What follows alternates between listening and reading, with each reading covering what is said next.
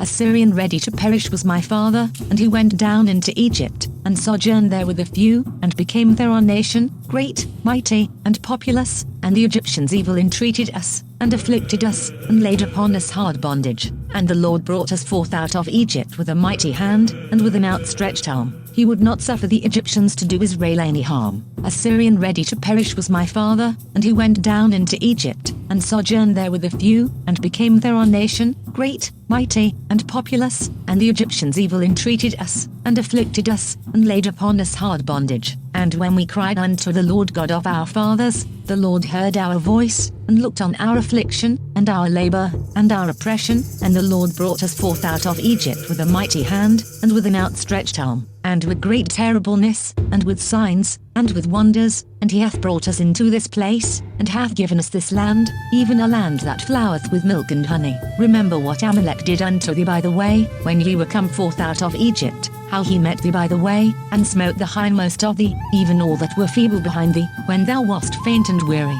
and he feared not God. Therefore it shall be, when the Lord thy God hath given thee rest from all thine enemies round about, in the land which the Lord thy God giveth thee for an inheritance to possess it, that thou shalt blot out the remembrance of Amalek from under heaven, thou shalt not forget it. A Syrian ready to perish was my father, and he went down into Egypt, and sojourned there with a few, and became there our nation, great, mighty, and populous, and the Egyptians evil entreated us, and afflicted us, and laid upon us hard bondage. And the Lord brought us forth out of Egypt with a mighty hand, and with an outstretched arm. He would not suffer the Egyptians to do Israel any harm.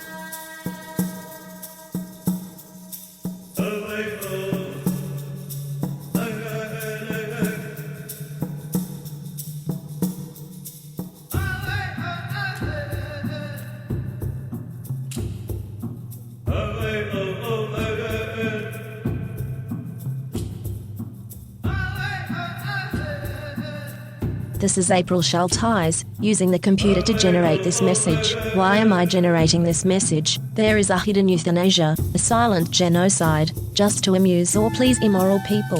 This is April Schulthies, and they tried to put me down. I'm a virgin. It's not really on purpose. I'm just not married, so they tried to put me down. You could be put down, too, and you may never even see it coming.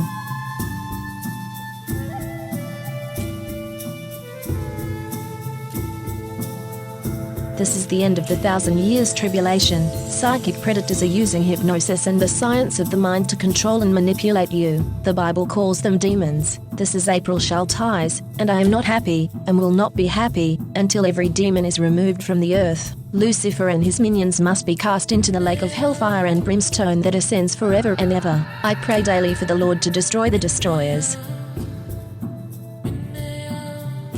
This is April Schulthies. Native America is a covenant land, given by the Lord to his covenant people for a perpetual possession. The forgotten genocide of Native Americans on the American continent was not forgotten by God, was not forgotten by God.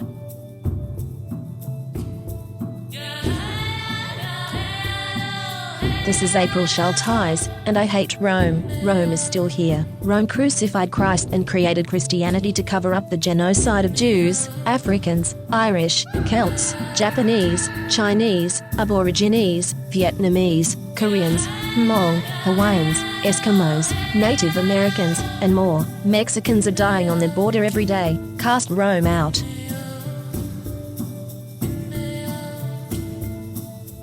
This is April Schulthies. In the book, The Seventh Sense, The Secrets of Remote Viewing as Told by a Psychic Spy for the U.S. Military, by Lynn Buchanan, the author admits that the CIA was using controlled remote viewing, acronym CRV, on targets. CRV makes it possible for them to see and know what targets are doing from a distance, and even control a target's thoughts and actions. When caught, the CIA claimed it declassified and discontinued the program, but it really just changed the name from Center Lane to Sunstreak and continued operations in secret. The military is using the science of the mind against you. You are not free in America. This is Rome. You are not safe.